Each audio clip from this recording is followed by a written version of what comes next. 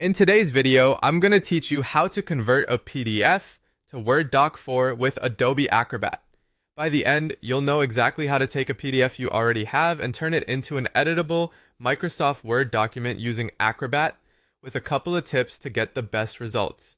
First, open Adobe Acrobat on your computer. Make sure you're in the Acrobat application where you can view and work with PDFs. Once it's open, look to the upper left corner and click the main menu. Depending on your layout, this may appear as a menu button or the file menu. Either way, we're opening a file. Choose Open to bring your PDF into Acrobat. A file browser will appear. Navigate to the PDF you want to convert to Word. If you're working with a large or complex PDF, give Acrobat a moment to preview it so you're sure it's the right one. Select the file, then click Open to load it in Acrobat.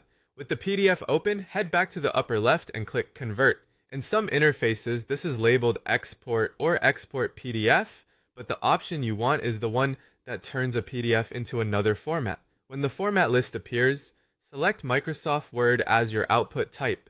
This tells Acrobat to convert your PDF into a Word document. You'll be prompted to choose between DocX and DocA. Pick DocX for newer versions of Word. It's the modern standard and usually preserves layout and images better. Choose Doc only if you know the document will be opened on much older versions of Word that don't support DocX. If you're unsure, DocX is almost always the right choice. Next, click Convert to DocX to start the process. Acrobat will process the file. If your PDF is scanned or image-based, Acrobat may run text recognition automatically, so the text becomes editable. This can take a little longer on large files, and the quality of the conversion depends on the clarity of the original PDF. When prompted, select a folder where you want the new Word file to be saved. Choose a location you can easily find, such as your Documents folder or a project folder you already use.